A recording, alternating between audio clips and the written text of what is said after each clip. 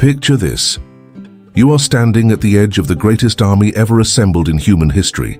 Behind you, hundreds of thousands of soldiers, cannons stretching as far as the eye can see, cavalry units so vast they shake the ground beneath your boots, supply wagons loaded with enough food, ammunition, and equipment to conquer a continent. You have never lost a war. You have humiliated every empire that dared stand against you. Prussia fell, Austria fell, Spain fell, Italy fell. The old powers of Europe bent the knee or broke under your boots, and the ones who survived did so only because you allowed them to. And now you are staring east. Across the border lies the last great enemy, the final obstacle between you and total dominance of the civilized world. And you are not afraid, because why would you be? You have the numbers, you have the tactics, you have the genius. You give the order, the army moves. And that is the moment, that exact moment when everything begins to die.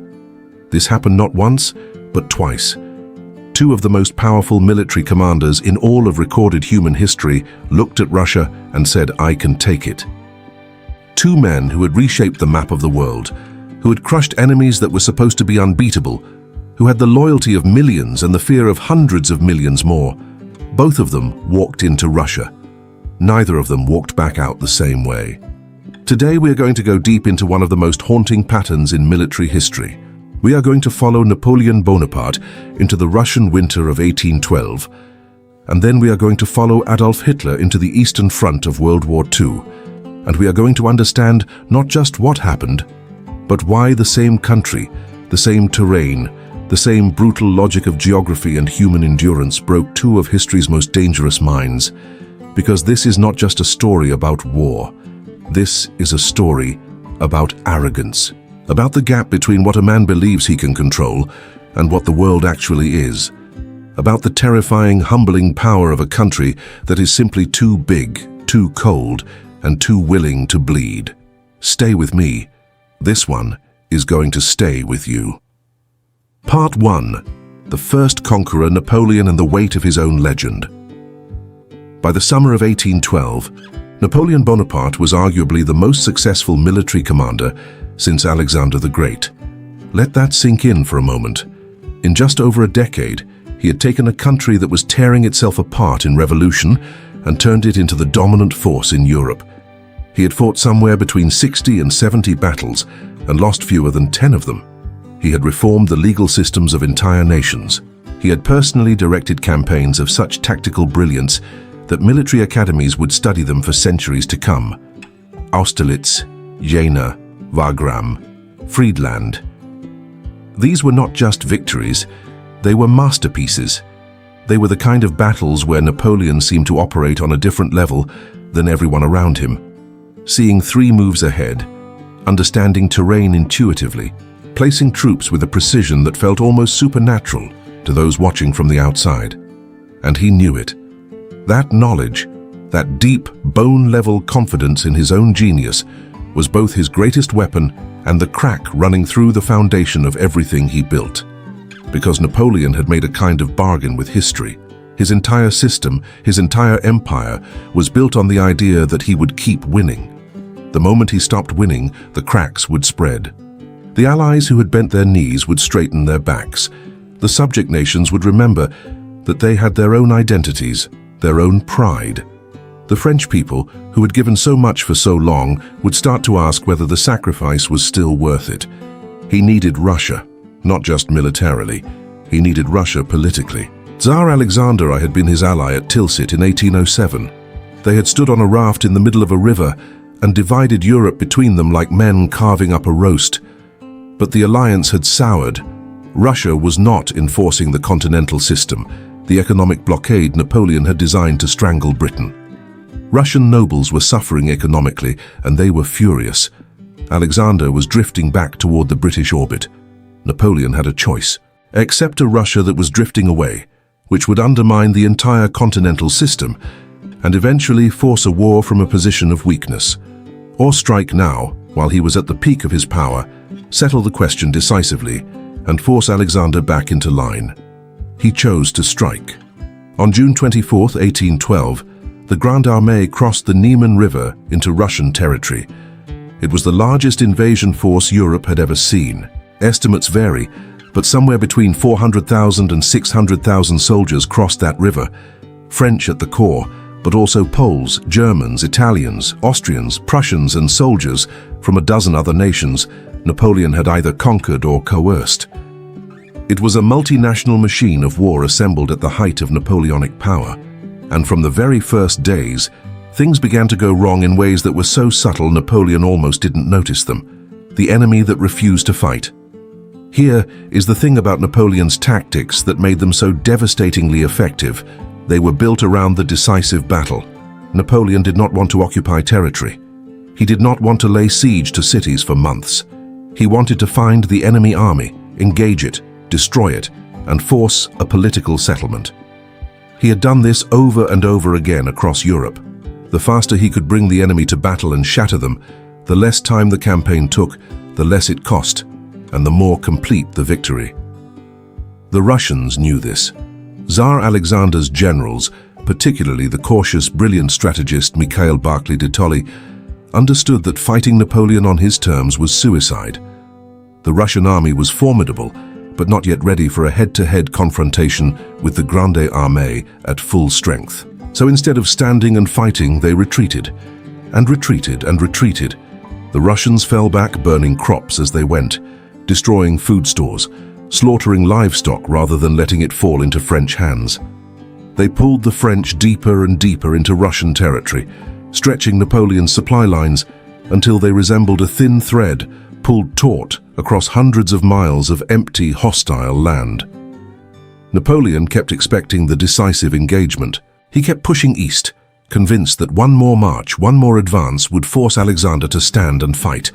He could not accept the idea that his enemy simply would not cooperate with his plan. This was the first trap, and Napoleon walked into it willingly. The road to Moscow and the fire that changed everything. The Grande Armée finally got something approaching a decisive battle at Borodino on September 7th, 1812. It was one of the bloodiest single days of fighting in the entire Napoleonic era.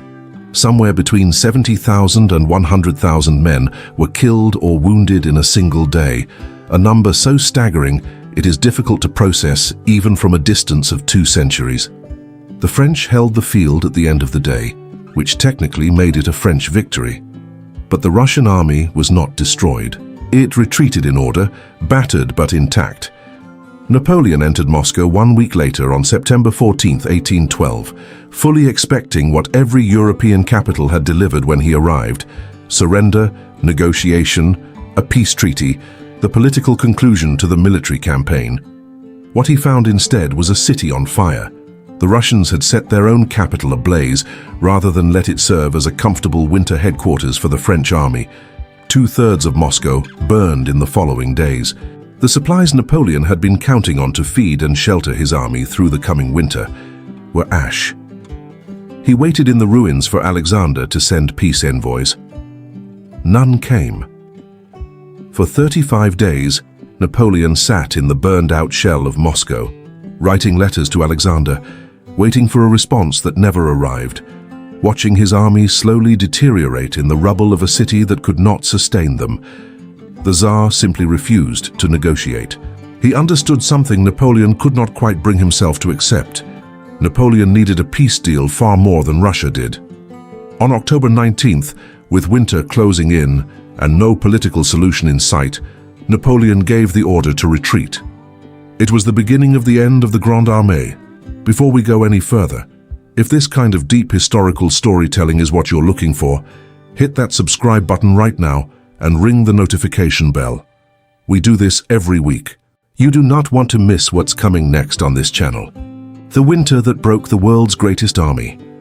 What happened on the retreat from Moscow is one of the most harrowing episodes in military history. The winter of 1812 came early and came hard. Temperatures dropped to levels that Europeans from France or Germany or Italy had simply never experienced. Men froze to death in their sleep. Horses collapsed and could not get back up. Frostbite took fingers, toes, ears, noses. Men who had marched confidently into Russia 6 months earlier were now shuffling corpses, wrapped in whatever they could tear from the bodies of the already dead. Food disappeared. The scorched earth policy that had frustrated Napoleon on the way in now became a death sentence on the way out. There was nothing to forage, the land had been stripped bare. Men ate their horses, and then had nothing left to eat at all. And then the Cossacks came. Russian cavalry units harassed the retreating columns relentlessly, picking off stragglers, attacking supply wagons, hitting flanks, and disappearing back into the snow before the French could organize a response. They were not trying to defeat the French army in open battle. They did not need to.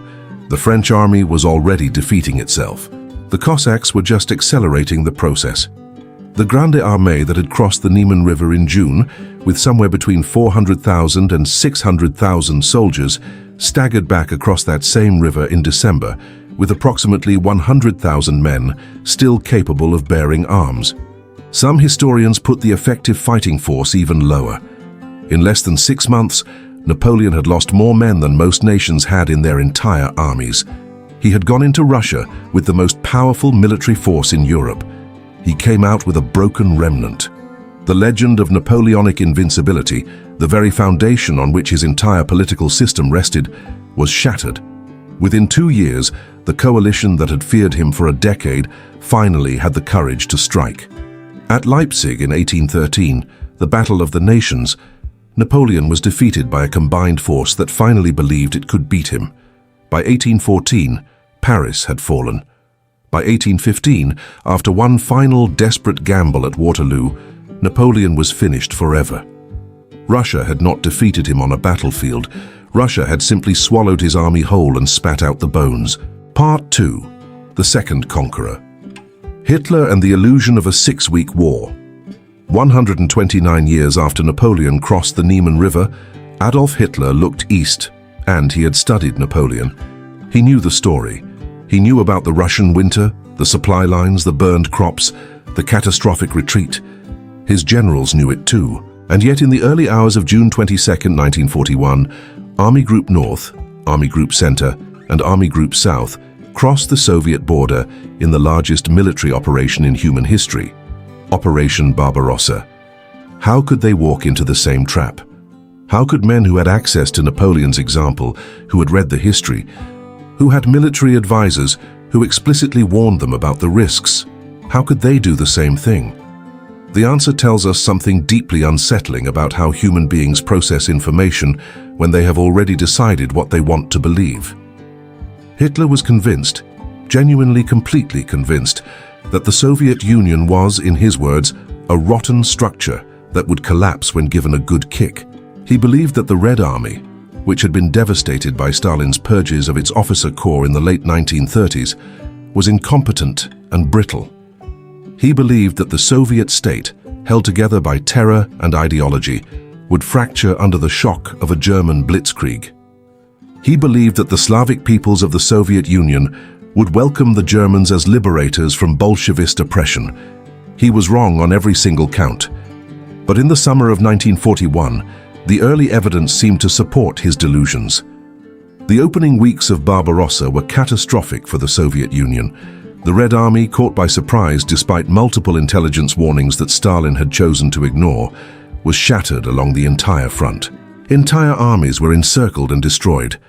The Germans captured hundreds of thousands of prisoners in the first weeks alone. Kiev fell, Minsk fell, Smolensk fell. German armored columns advanced at speeds that stunned the world. By October 1941, the Germans were close enough to Moscow that on clear days, they could see the sun reflecting off the golden domes of the Kremlin. It seemed like Napoleon's ghost had been exorcised. It seemed like modern warfare, the tank, the airplane, the radio, the blitzkrieg doctrine, had made the old lessons obsolete. It seemed like Russia's geography, which had saved it in 1812, could be overcome by speed and technology. It seemed that way.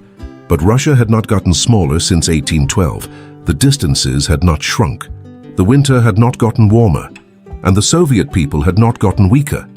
The factor Hitler could not calculate. Here is what Napoleon did not understand about Russia in 1812, and what Hitler did not understand about the Soviet Union in 1941. The country's greatest military asset is not its army. It is its capacity to absorb punishment that would destroy any other nation and keep fighting. Napoleon lost 400,000 men and had to stop.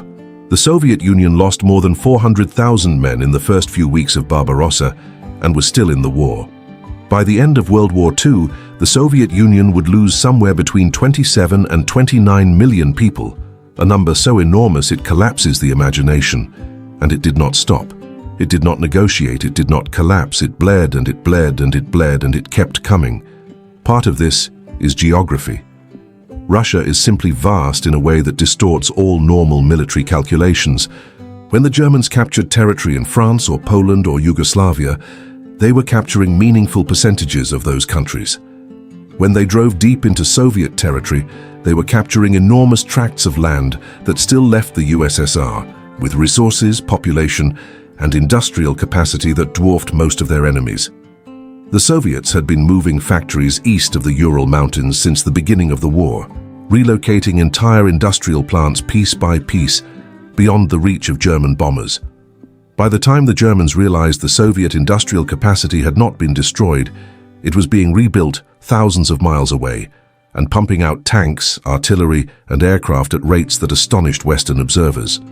The T-34 tank, which German armored crews encountered to their horror in 1941, was a revelation. It was superior in many respects to anything the Germans were fielding at the time, and the Soviets were building them in numbers that seemed almost impossible. The winter returns, and then December came. The Germans had planned for a campaign of 6 to 8 weeks.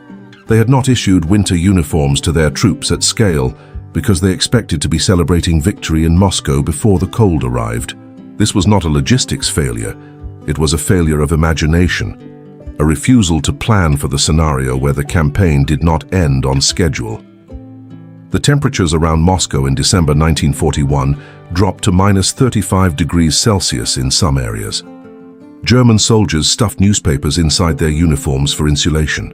Machine guns froze solid and would not fire. Tank engines had to be kept running continuously, or they would not start again. Frostbite casualties exploded. Men who had survived months of brutal combat were being taken out of the line not by bullets but by the cold. And on December 5, 1941, 2 days before Pearl Harbor pulled the United States into the war, the Soviet Union launched a massive counteroffensive outside Moscow. Fresh divisions, equipped for winter warfare, trained for the conditions, led by commanders who had been fighting in the cold their entire lives, hit the exhausted, frozen German lines and drove them back. It was the first major reversal of the war in the East. The myth of German invincibility was shattered in the same place, in the same season, for the same fundamental reasons as Napoleon's myth had been shattered 129 years before. If you are watching this and finding it as fascinating as I do, drop a comment below telling me which moment in this story shocked you the most. Was it Napoleon's refusal to leave Moscow? Was it Hitler ignoring his own generals? Let me know. And if you haven't subscribed yet, now is the time. Hit that button. It genuinely helps this channel and means you'll never miss a video like this one. Stalingrad, the point of no return. If Moscow was where the German advance broke, Stalingrad is where the German war effort was mortally wounded.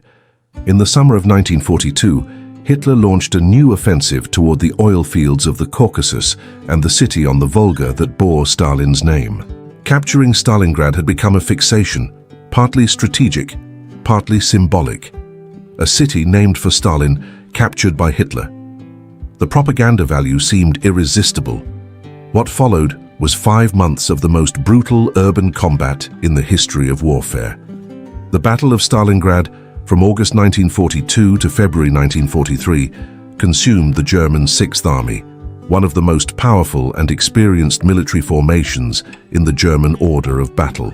Street by street, building by building, floor by floor, the Soviet defenders refused to give up the city.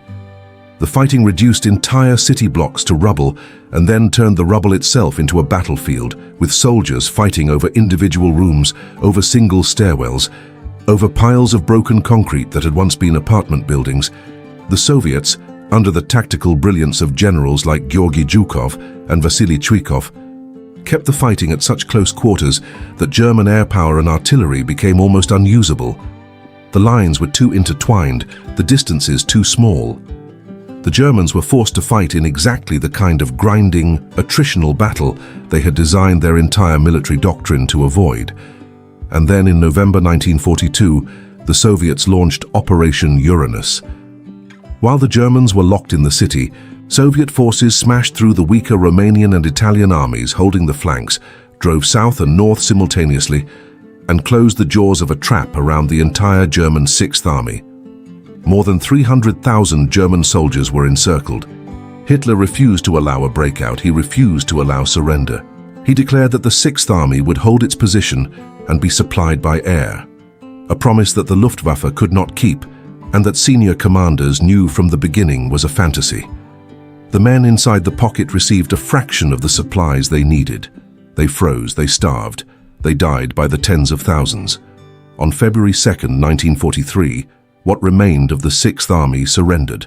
Approximately 91,000 soldiers, all that was left of a force that had once numbered more than 300,000, walked into Soviet captivity.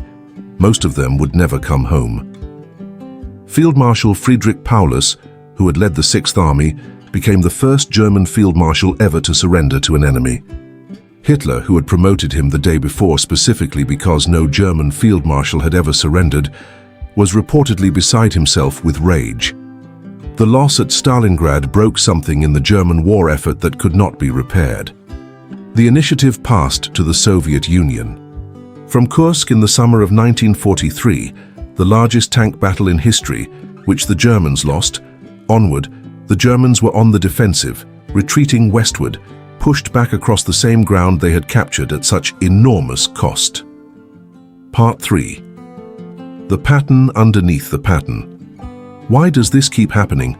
We have now walked through 2 invasions, 2 catastrophic failures, 2 of the most powerful military forces in European history, broken against the same country. The temptation is to look for a single cause: the winter, the distances, the scorched earth, the fighting spirit of the Russian people. And all of these are real factors. All of them matter enormously. But none of them alone explains why 2 men as brilliant as Napoleon and as terrifyingly effective as Hitler both failed to grasp what they were walking into. The deeper answer is something more uncomfortable. Both men were victims of their own success. Napoleon had won so many battles against European enemies that he had developed an almost theological faith in his own system. His tactics, his operational methods, his ways of reading a campaign, these had worked everywhere. So when Russia began to behave differently, he interpreted it not as evidence that Russia required a fundamentally different approach, but as an anomaly that would resolve itself if he just kept pushing forward. He could not imagine that his methods might not apply. His success had made him rigid. Hitler had conquered Poland in 35 days. He had defeated France, the country that had bled Germany for 4 years in World War I, in 6 weeks. He had watched his military machine move across Europe at speeds that seemed to bend the laws of history. When his generals warned him about the risks in the east, about the distances, about the winter, about the industrial capacity of the Soviet Union, he had their track record to measure against his own. They had told him France was impossible. They had told him the Rhineland would provoke a war. They had been wrong before, and he had been right. So he trusted his instincts over their analysis, and his instincts told him the Soviet Union would fall quickly. Both men had learned the wrong lesson from their victories. They had learned that their judgment was infallible, and that belief made them incapable of processing information that contradicted what they had already decided was true. The specific factors that made Russia different. But let us also be precise about the physical and strategic realities that made Russia uniquely unsurvivable for both invaders. Because this is not just a story about arrogance, it is also a story about geography and national character as strategic weapons. Scale. Russia and the Soviet Union in World War II is simply enormous in a way that breaks conventional military thinking. The distances involved in a Russian campaign are not just logistically challenging. They are categorically different from anything Western European warfare had prepared either Napoleon or Hitler for. Every mile east is another mile of supply line to protect, another mile of communication to maintain, another mile of terrain that could turn hostile. The winter. Both invasions launched in June. Both invaders expected to be finished before winter arrived. Neither was, and Russian winter is not just cold in the way that Germany or France is cold in January.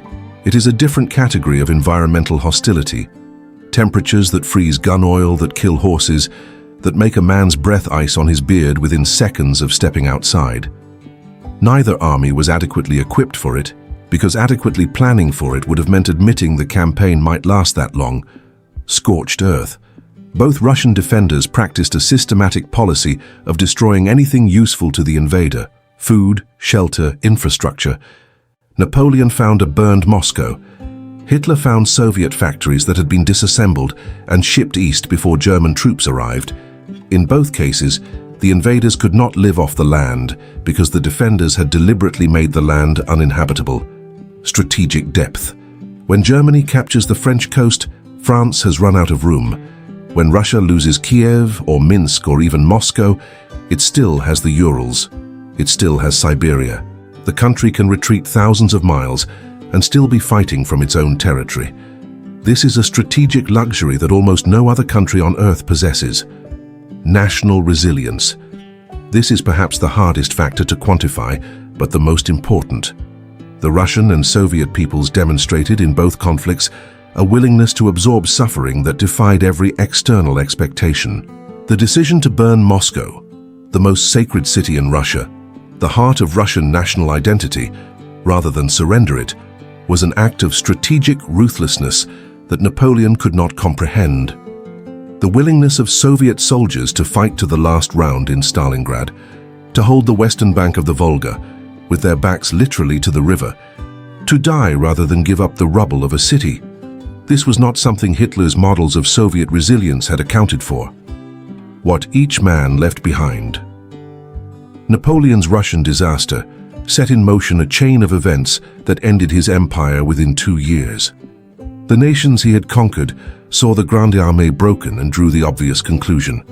The coalition formed, the wars of liberation swept across Europe, and the man who had once dominated the continent died in exile on a remote South Atlantic island, spending his final years dictating memoirs and trying to shape how history would remember him. Hitler's Russian disaster was slower, but equally total. The failure before Moscow in December 1941, followed by Stalingrad in early 1943, followed by Kursk in the summer of 1943, these were the pivots of the war. After Stalingrad, the question was no longer whether Germany would lose. The question was only how long it would take and what Europe would look like at the end. Germany fell in May 1945. Hitler did not live to see the surrender. He died in a bunker beneath Berlin as Soviet artillery shook the ground above his head. The echo is almost too precise to be historical. Both men had conquered almost everything they could see. Both turned east. Both broke themselves against Russia's specific combination of geography, climate, and human endurance. Both empires collapsed in the aftermath. Both men died without the victory they had staked everything on. The lesson that cost everything history is full of patterns. But most historical patterns are the kind you can recognize in retrospect, the kind that require a historian to illuminate with the benefit of distance and analysis. The Russian trap is not that kind of pattern. Both Napoleon and Hitler had the evidence in front of them. Both men could have looked at the map, looked at the calendar, looked at what they knew about Russian winters and Russian distances and Russian willingness to fight, and made a different decision. They did not.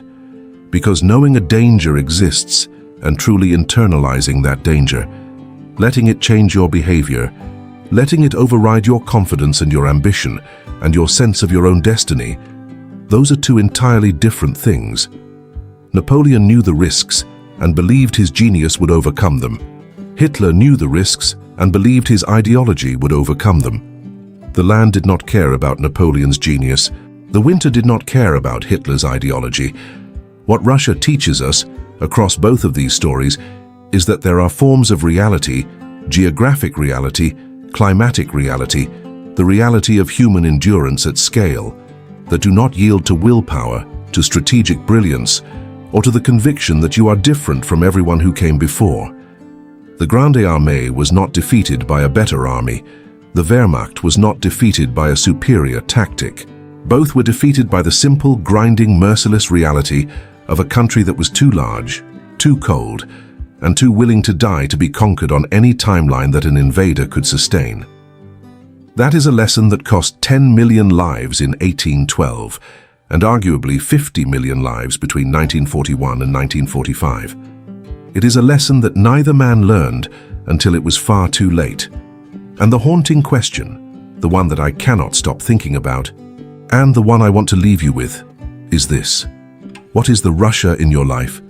What is the thing you keep advancing toward, convinced that your preparation and your intelligence and your track record of success will carry you through, while ignoring the specific structural reasons why this particular challenge is fundamentally different from everything you have faced before? That question is not comfortable, but then neither is history. Thank you for watching all the way to the end of this one. It means everything. If this video made you think, if it gave you something, a new perspective, a chill down your spine, a fact you are going to bring up at dinner this week, then please like this video, leave a comment below with your thoughts, and subscribe to this channel if you have not already. Every subscriber, every like, every comment tells the algorithm that this kind of storytelling matters, and it lets us keep making videos exactly like this one. We will see you in the next one.